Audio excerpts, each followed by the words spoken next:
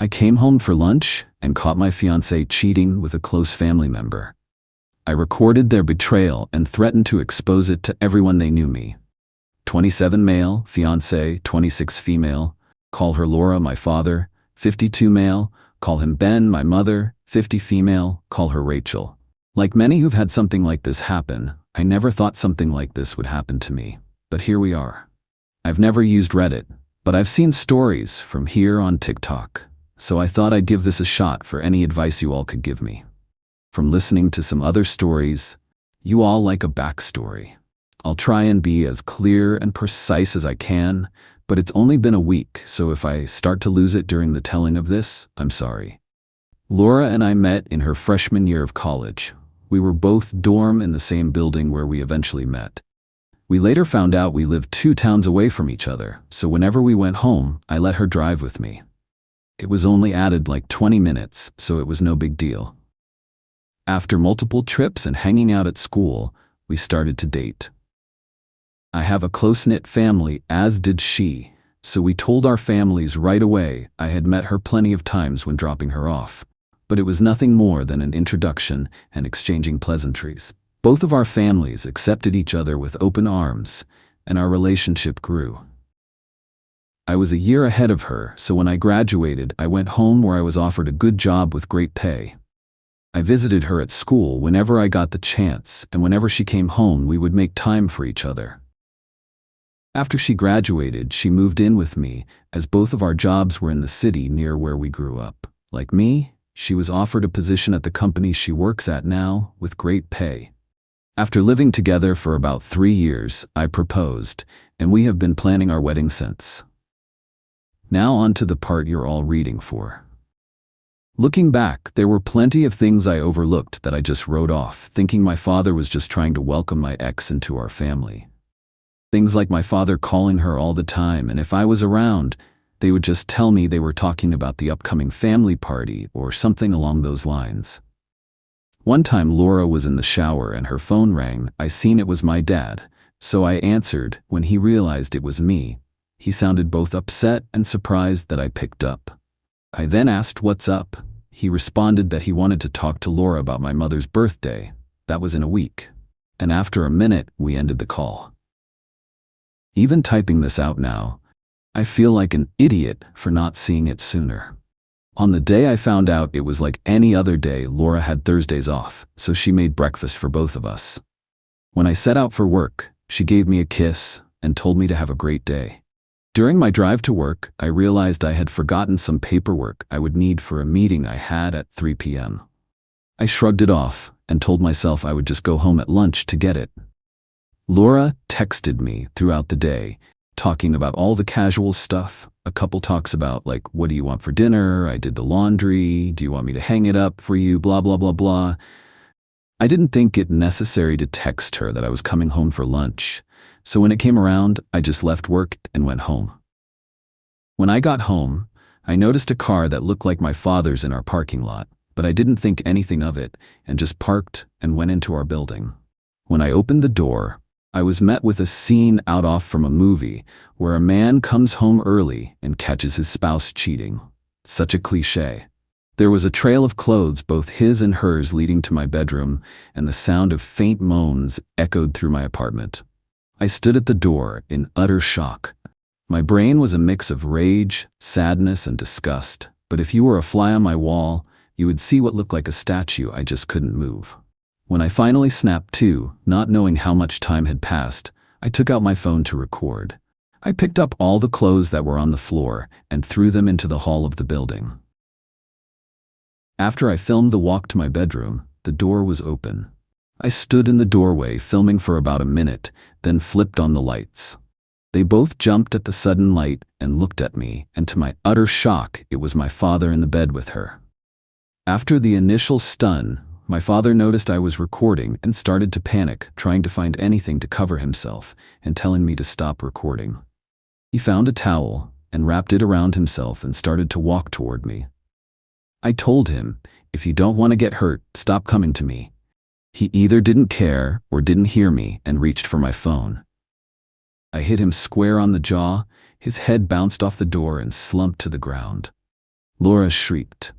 I aimed the camera at Laura and said I was concerned about your screw buddy, but nothing to say to your fiancé.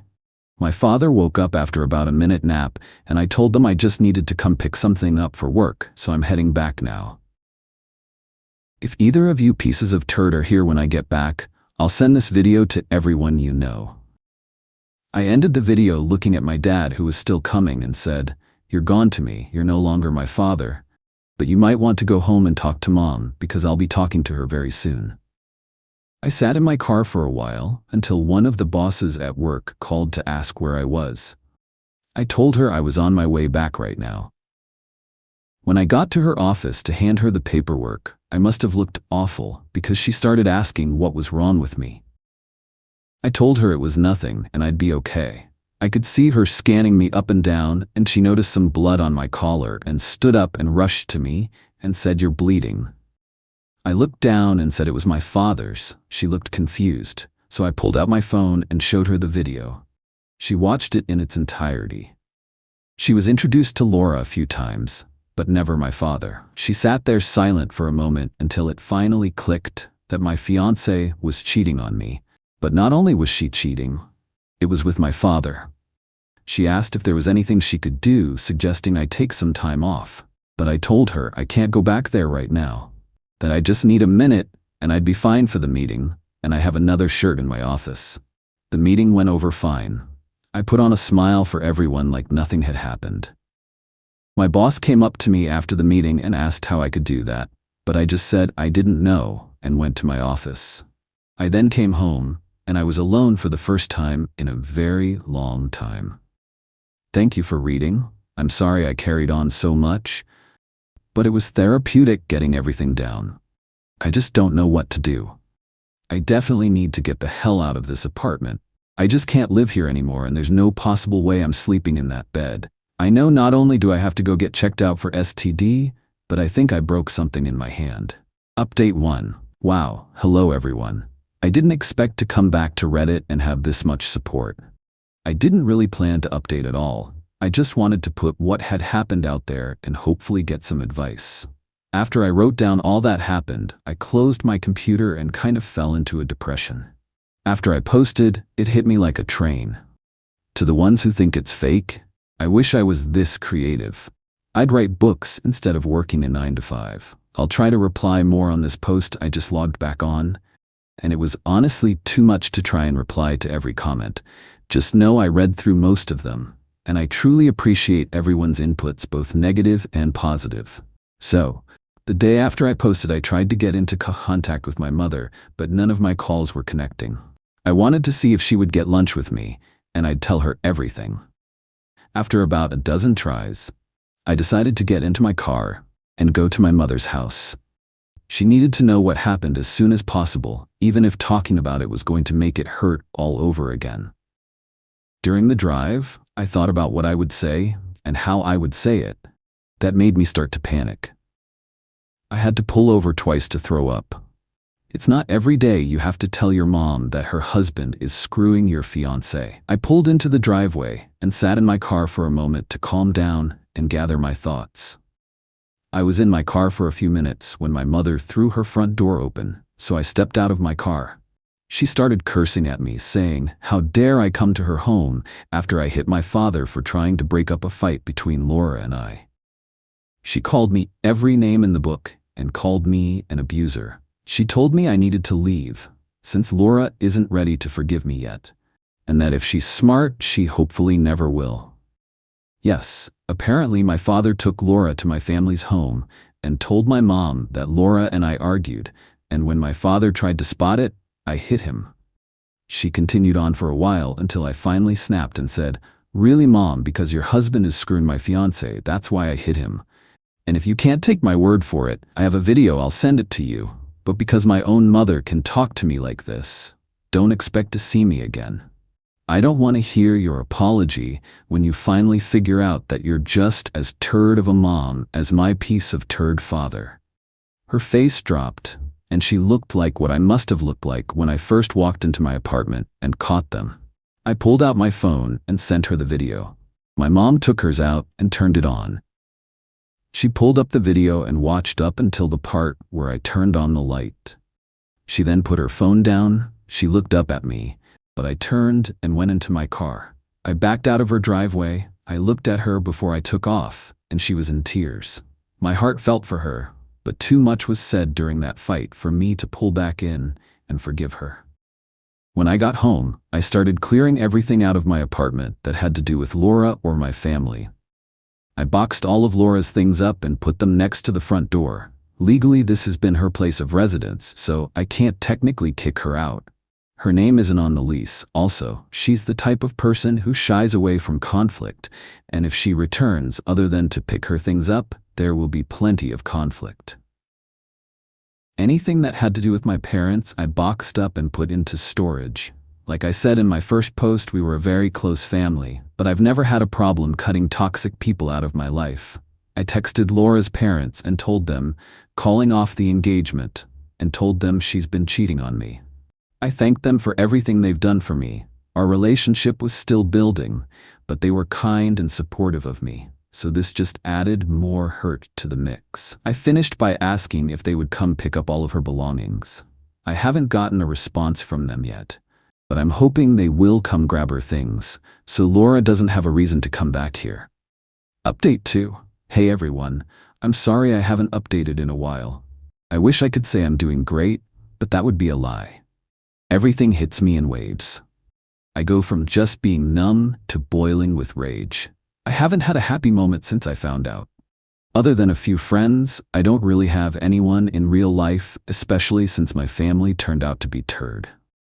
Quite a few things have happened since I posted last. It's been about a month, so this update will tell all that's been going on. After my last post, I decided to get the ball rolling on everything that needed to be done, like getting tested, finding a therapist, moving, and of course, buying a new bed. I started by calling my doctor's office, telling them I needed to get tested and to refer me to a therapist. I had my first appointment with a therapist 2 weeks ago, and we decided to continue once a week. I also got tested last week, but it'll be another week or so until I get the results, cross your fingers for me. I got in touch with a real estate agent friend of mine, and he sent me a ton of listings, and I decided on a refurbished cabin on the outskirts of my city. I finished moving 2 days ago. When I finished moving, I called Laura's parents. When they picked up, I told them I had moved out, and Laura had still yet to pick up her things, and that the landlord will start showing the apartment in a few days, so someone better pick her things up before the landlord throws it out. That must have lit a fire under them, because the next day my former landlord texted me, thanking me for getting the apartment emptied out. No one knows where I live now other than the friend who set me up with this place, so I know Laura, or my parents, won't be dropping by. The only thing that bad about this place is I traded a 10-minute walk to work to a 45-minute drive. My phone has been blowing up with texts and calls from Laura, both my parents and some of my friends, but I have no interest in talking to anyone other than my therapist. At work, I've been a ghost. I go in, get my work done, and leave. On the rare occasion I have to talk to someone, I put on my fake smile and pretend everything is okay. My boss from my previous post has been trying to check in on me more, but I don't really tell her anything either. I just tell her I appreciate it. But I'll be okay. Truth is, I don't know if I'll be okay. I get that time heals and all, but I feel like that's only relevant when you're dealing with one issue, not when you lose who you thought were the 3 closest people in your life all at once. A huge part of me passed away, and there's no chance of resuscitating it. The meetings with my therapist are going well. I suppose I've never done therapy before, so I have no reference on what good therapy is. We do get along all right, and she really seems genuine in wanting to help. The first session was us getting to know each other and delving into what brings me to her. Nothing in depth, but me just telling her what happened in my own words. The second session, we went a bit deeper. She asked me about the relationship I had with my parents. I told her up until now it was great. We talked often and always communicated well when something was wrong, and that I grew up in a great home, but that all means nothing now. She asked why I cut my mother out of my life. I told her she said things to me I wouldn't say to someone I despised, then told her there's no way she can come back from that. At the end of our last session, I gave her the link to my page here so she can read more about how I feel and what's going on in my head. I feel like it's easier to type things out than it is to speak it. So, if you're reading this, hi doc. For now, I'm still miserable. I thought I'd be okay by now. Not necessarily happy, but okay. I know some of it is my own fault, not communicating to my friends, but when I think about responding to them, it just seems so exhausting. I know they'll want to get together or come to my new place, but I just don't have the energy to be around them. Until I do, I'll work, go to my appointments, and sit on my back deck, sipping on some bottom-shelf whiskey and try to enjoy this beautiful view. I haven't hunted since high school, so maybe I'll take that up again now that I can hunt from my back porch. Thank you all for reading this far. Update 3. Hey everyone, sorry I've been MIA for a while now. I'm writing this update to let you all know I'm alive and to give you the lowdown of what's been happening as of recently. First, I want to apologize to those who've worried about me the past few months. After my last post, I was nowhere near okay. So I pulled back from everything. I secluded myself in order to heal and cope with what is now my life. I want you to know, every comment and message didn't fall on deaf ears. I took all of your positive feedback and advice and worked through my problems. So, to the people who've supported me through this, truly, thank you. I can't stress it enough, when I was at the lowest I've ever been, it was internet strangers that were there for me. So, again, thank you all.